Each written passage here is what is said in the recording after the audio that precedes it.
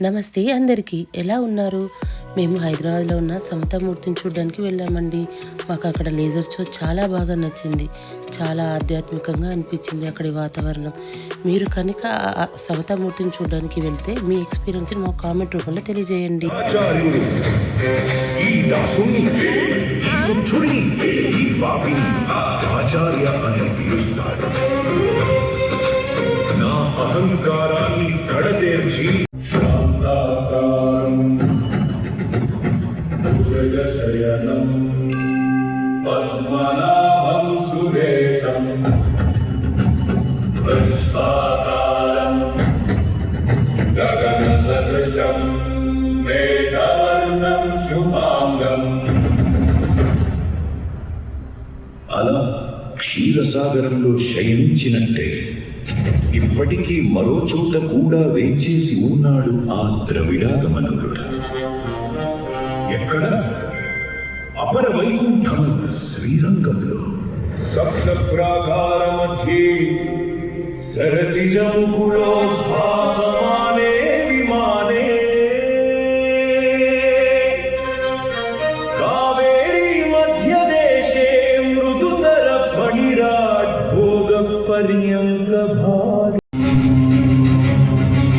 ఆయన ముందు మనలాంటి వారందరూ మట్టి ప్రమిల లాంటి వాళ్ళం. సర్వసమతా పూర్తి అయిన రామానుజుడే నాకు తోడుంటే పరమ పదానికి తిన్నగా మెట్లు నిర్మించేసేవాడి.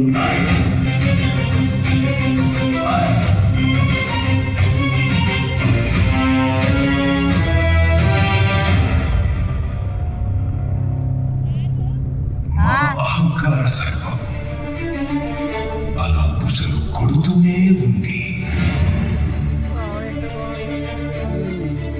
ఆ రోజు ఇక్కడ చూడు మంచిగా లక్ష్మీ నరసింహస్వామి వారి తిరునక్షత్రం. ఆనాడు నా పూర్వజన్మ పుణ్యం వల్లనో పూర్వాచార్యుల కృప వల్లనో రామానుజుల వారు శ్రీరంగం నుండి ఈ తిరుక్కొట్టియూరుకు రానే వచ్చారు మా దర్శనం కోసం. దాసు రామానుజుడు మీ మిత్రుడు మా ఆచార్యులైన బెలినంబి గారు పంపారు. ఏం చెప్పమన్నారు? అనేక సంప్రదాయ రహస్యాలను ఔపోసన పట్టిన మహాతత్వవేత్తలు మీరు అని చెప్పారు. నాన్న, ఎండ మండిపోతోంది, లేవమని చెప్పండి పాపం.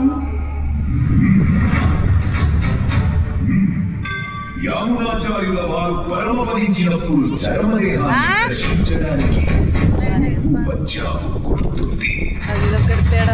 మహాపూర్ణుల వారి కృష్ణస్వామి అది.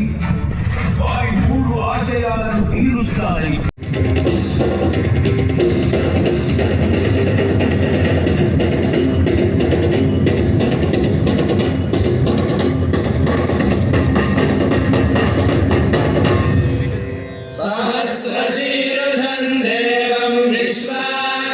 విశ్వజంభురం విశ్వన్నా